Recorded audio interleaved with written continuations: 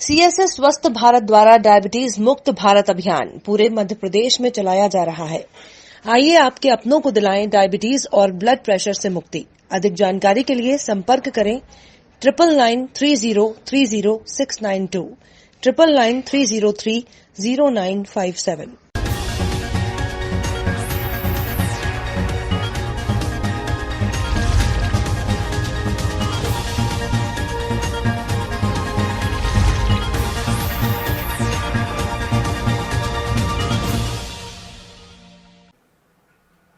नमस्कार, आप देख रहे हैं स्टेट टुडे न्यूज और मैं हूं आपके साथ ऋतु सिंह। आइए बढ़ते हैं खबरों की ओर।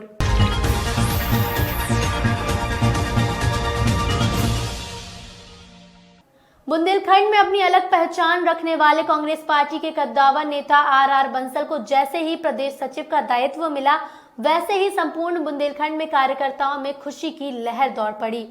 वहीं जब वह अपने गृह जिले जतारा विधानसभा में जैसे ही उनका आगमन हुआ तो कार्यकर्ताओं ने गाजे बाजे और फूल माला पटाखों के साथ उनका भव्य स्वागत किया। वहीं जब आर बंसल से प्रदेश कांग्रेस पार्टी का दायित्व प्रदेश सचिव मिलने पर पूछा गया तो उन्होंने कहा कि मैं एक किसान का पुत्र हूं, मैंने अपने जीवन में सबसे पिछड़ा हुआ बुंदेलखंड देखा है, लेकिन कांग्रेस पार्टी की सरकार आने के बाद अब पिछला नहीं रहेगा। मैं सभी मध्य प्रदेश के मतदाताओं से अपील करता हूं कि आप लोग पुनः एक बार फिर से कांग्रेस पार्टी की सरकार बनाएं और उपचुनाव में कांग्रेस पार्टी के प्रत्याशी को अपना वोट देकर ऐतिहासिक जीत दिलाएं।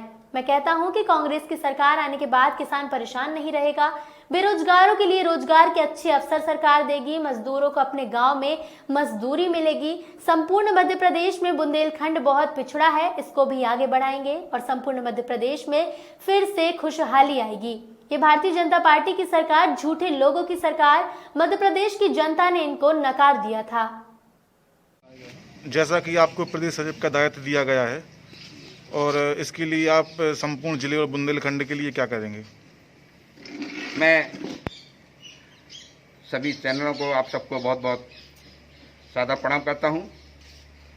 मुझे कांग्रेस पार्टी के प्रदेश अध्यक्ष और पूर्व मुख्यमंत्री परम आदरणीय श्री कमलनाथ साहब द्वारा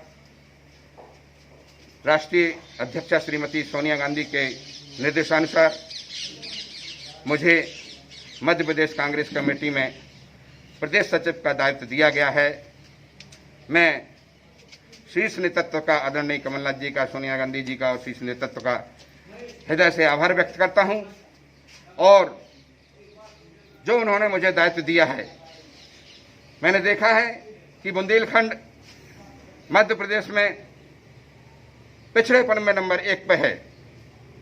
पूरे मध्य प्रदेश में देखेंगे तो बुंदेलखंड पिछड़ा हुआ अलग नजर आता है। हम अपने कार्यकर्ताओं के माध्यम से बुंदेलखंड के क्षेत्र के विकास के लिए, जतारा क्षेत्र के विकास के लिए अपना जी जान से काम करेंगे और कांग्रेस पार्टी को मजबूत करेंगे। अभी वर्तमान में 2018 में, नवंबर 18 में मध्य प्रदेश में जनता द्वारा बाबा साहब अम्बेडकर साहब के संविधान के द्वारा जनमत से चुनी हुई सरकार को जो हमारे भारतीय जनता पार्टी ने गिराया है और सत्ता हासिल की है, वो उस मत का अपमान जो हुआ, मतदाता के मत का अपमान हुआ है, आने वाले चुनाव में मतदाता उस अपमान का बदला लेगा और आने वाले चुनाव में हमारी फिर सरकार कांग्रेस की बनेगी, माननीय कमलनाथ जी मुख्यमंत्री बनेंगे, ऐसी मेरी उम्मीद है। और इसके लिए हम पूरे कार्यकर्ता एकजुट होकर के काम करेंगे और 27 सीटों के चुनाव पर हम दिखा देंगे कि जनता ने अपना बदला ले लिया, अपने मत का बदला ले लिया। बुंदेलखंड काफी पिछड़ा हुआ है, इसके विकास के लिए हम पूरी ताकत के साथ, पूरी दिल के साथ काम करेंगे। सरकार, कांग्रेस सरकार भारतीय संविधान के अनुसार चलती है और भारतीय जनता पार्टी भावनाओं में चलती है। भावनाओं से देश नहीं चलता है, संविधान से देश चलता है। इस संविधान के अनुसार नियुक्त की हुई सरकार को गिराया है, इसका बदला मतदाता अपने आप लेकर के इस चुनाव में दिखा देगी और फिर से सरकार बनेगी। आदरणीय पत्रकार भाइयों, आप स्वतंत्र हैं, आपको हर व्यक्ति की स्वतंत्र खबर पहुंचाना चाहिए, चाहे पार्टी कोई भी हो। जहां आपको सही गलत जो भी होता है दिखता है उसको लाना चाहिए। हम आपसे अनुरोध करते हैं कि जो मुझे शीर्ष नेतृत्व ने दायित्व दिया है, हम आपसे आशा करते हैं कि मेरे कार्य को जो मुझ पे बनेगा, जीव जान से बनेगा, हमारे शीर्ष नेतृत्व तक पहुंचाएंगे, ऐसी आपसे उम्मीद है। और मैं इस संगठन पूरे संगठन को बहुत बहुत बधाई देता हूं, आभार व्यक्त करता हूं कि पूरे संगठन को मजबूत करूंगा, अपने जतारा क्षेत्र और टीकमगढ़ क्षेत्र के संगठन को मजबूत करूंगा और इनके सुझाव अनुसार संगठन के कार्यकर्ताओं की बात को शीर्ष नेतृत्व तक पहुंचाऊंगा। जय। पत्रकार भवन अब्दुल्लागंज में अनुसूचित जाति और जनजाति अधिकारी और कर्मचारियों की बैठक संपन्न हुई। बैठक की अध्यक्षता डॉक्टर सुरेंद्र सिंह मांडरे ने की। मुख्य अतिथि के रूप में संगठन ने जिलाध्यक्ष GL बरगले और कार्यकारी अध्यक्ष SS पोते, TS कुलस्ते, रेंजर बिनेका बैठक में उपस्थित थे।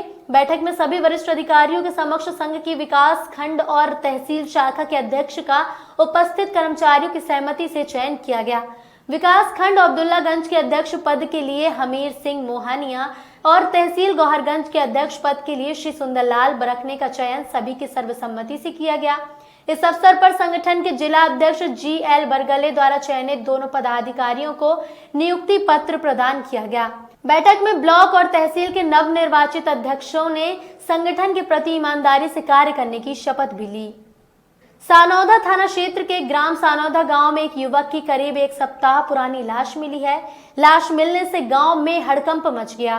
रविवार को दोपहर चारा काटने गए किसान ने पुलिस थाना सानौदा को सूचना दी कि यहां मजगुवा रोड के बाजू में नाले के किनारे बेरी के पेड़ पर एक व्यक्ति का शव लटका है, जिससे दुर्गंध आ रही है।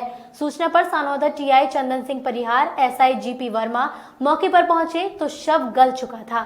सूचना के बाद मौके पर FSL टीम और रहली SDOP अनुराग पांडे पहुंचे और जांच पड़ताल शुरू की। पुलिस की जांच के दौरान मृतक के पास से एक मोबाइल और चिलम और गांजे की पुड़िया मिली है। वहीं शव का पंचनामा बनाकर शव को पोस्टमार्टम के लिए सागर भेज दिया गया है। कितनी है? क्या नाम है आपका? प्रेम। ये मृतक कौन है आपके? नाती है। क्या हुआ था ये?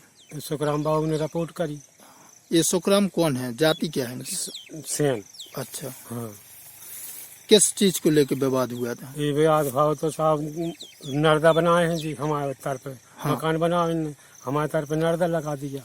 सो लड़का ने कही, सो उनने गाड़ी देने लगी कि मादर चूत हमने बंद करेंगे। सो ना से लड़का ने दे दें साहब। सो लड़का ने दें जो सो जी रिपोर्ट को चलेगा। सो और हमसे कह रहे थे कि साहब तुम्हारा लड़का हम बचा लीजिए, तुम्हारी बाबू को जो ऐसी गाड़ी दे रहे थे। तो धमकी देती है? धमकी देती तो कितने दिन से आपका नाती लापता था? 8 दिन होगा साहब, इतवार से। हाँ। क्या मामला है सर? आज 4 बजे करीब सूचना आई थी कि राधे पटेल ने उसने अपने खेत पर घास काट रहा था, फिर रोहित तिवारी के खेत पर, तो उस पर ये डेड बॉडी बेरे के पर टंगी थी। तो फिर आया, उसने रिपोर्ट की, जिसकी तरफ मौके पर जाकर कार्रवाई की। ग्रामवासी लोग आए सानौदा के, उनसे जब उसको शनाख्त हुई तो वो ग्राम का ही दीपेश और बाबा रजक, पिता संतोष रजक बतलाया। तो उसकी हत्या है या सर? अब ये PM रिपोर्ट के बाद ही और जांच के बाद ही जो भी कार्रवाई, जो भी निकल के आएगा वैसी जैसा होगा वैसी कार्रवाई की जाएगी। तो परिजन जो आरोप लगा रहे कुछ गांव वालों पर, कुछ जांच में जो भी होगा कार्रवाई की जाएगी। जांच के बाद शासकीय राशन दुकान पर 2 माह का राशन वितरण किया गया। 1 माह का फ्री और 1 माह का भुगतान से किया गया। कोविड-19 को पूरी तरह लोग भूल गए हैं। किसी को कोई भी भय नहीं है, किसी ने भी मास्क नहीं लगाया है, सोशल डिस्टेंसिंग का भी पालन नहीं किया जा रहा। जबकि सीहोर जिले में प्रतिदिन मरीजों की संख्या बढ़ रही है। ऐसा लग रहा है कि कोरोना का डर आम व्यक्तियों में बिल्कुल भी नहीं रहा। भारतीय जनता पार्टी प्रदेश संगठन के निर्देश पर भारत के यशस्वी प्रधानमंत्री श्री नरेंद्र मोदी जी के जन्म दिवस को सेवा दिवस सप्ताह के रूप में 14 सितंबर से 20 सितंबर तक मनाया जाएगा। इसी कड़ी में आज भाजपा मंडल खितौली महामंत्री मनोज तिवारी के नेतृत्व में मंगल भवन में स्वच्छता अभियान चलाया गया, जिसमें ग्राम पंचायत के सरपंच श्री चिंतामणि विश्वकर्मा, संतोष साकेश, धर्मदास साकेश, सुखसेन सिंह और अन्य भाजपा के कार्यकर्ता उपस्थित रहे। भारतीय जनता पार्टी प्रदेश संगठन के तत्वाधान में भारतीय जनता पार्टी मंडल खितौली के द्वारा भारत देश के यशस्वी प्रधानमंत्री श्री नरेंद्र मोदी जी के जन्म दिवस के सप्ताह के रूप में आज हम सभी लोग स्वच्छता अभियान मना रहे हैं और यह अभियान जो है 14 तारीख से लेकर 20 तारीख तक चलेगा, जिसमें हम सभी भारतीय जनता पार्टी के समस्त पदाधिकारीगण, सदस्यगण सभी मिलकर अनेक कार्यक्रम जो है 14 तारीख से 20 तारीख तक करेंगे। आज हमारे साथ हमारे खितौली ग्राम पंचायत के सम्मानीय सरपंच श्री चिंतामणि विश्वकर्मा जी, श्री संतोष साकेश जी, श्री धर्मदास साहू जी एवं हमारे समस्त साथीगण उपस्थित होकर आज यह स्वच्छता अभियान का कार्यक्रम हम सभी लोग कर रहे हैं। जय हिंद, जय भारत। जिला पंचायत सदस्य डॉक्टर ए.के. खान का कहना है कि सरकार ने यूरिया और खाद की पूर्ति बराबर नहीं की है और मंडियों को समाप्त किया जा रहा है। डीजल के दाम आसमान छू रहे हैं, जिससे किसान को खेती में पंप चलाने में महंगा पड़ रहा है। लॉकडाउन के बाद किसान बर्बाद हो गया है। किसान बड़े उद्योगपतियों को बाजार उपलब्ध करवा रही है और किसान मर रहे हैं। हम सरकार के इस किसान विरोधी नीति और अध्यादेश का पुरजोर विरोध करेंगे। इसके लिए हम अपनी मांगों को मनमाने संसद तक का घेराव कर सकते हैं। इसके लिए हम अपनी जान तक न्यौछावर कर देंगे। किसानों की हालत दयनीय कर दी। आज किसान दाने के लिए मोहताज है। एक तरफ यूरिया की मार मारी, दूसरी तरह DAP में मार रहे हैं, तीसरी लॉकडाउन लगा के किसानों को मजबूर कर दिया। किसान परेशान हो गया। वहीं हमको उम्मीद थी कि सरकार किसानों के पक्ष में कुछ करेगी, लेकिन मोदी सरकार ने 3 अध्यादेश ऐसे लाए जो किसानों के विरोध में है। मंडियों को खत्म किया जा रहा है। जहां एक और समर्थन मूल्य देने की बात कर रहे हैं मोदी जी, आप भी जानते हैं, हम भी जानते हैं कि अगर मंडियां खत्म हो गई तो केवल पूंजीपतियों का, उद्योगपतियों का घर भरेगा और किसान मजबूर हो जाएगा, उसकी फसलें नहीं बिक पाएंगी। और लगातार ऐसे अध्यादेश को सरकार ने पास किया। हम ऐसे अध्यादेश को नहीं मानते।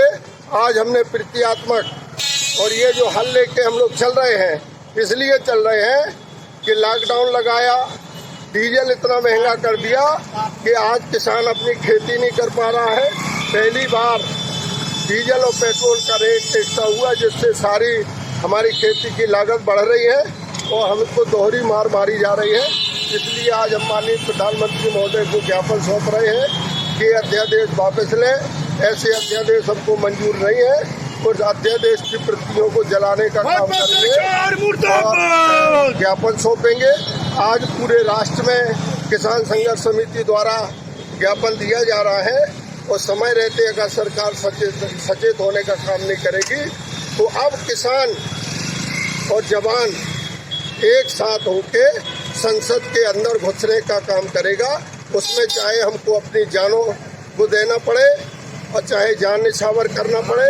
अब हम अपने अधिकार के लिए होश में आ गए हैं और पूरी ताजगी से लड़ेंगे और मोदी सरकार को घसीटने का काम करेंगे। क्या नाम है? मैं जिला पंचायत सदस्य डॉक्टर ए.के. खान। इस खबर में फिलहाल इतना ही। बने रहिए स्टेट टुडे न्यूज के साथ। नमस्कार।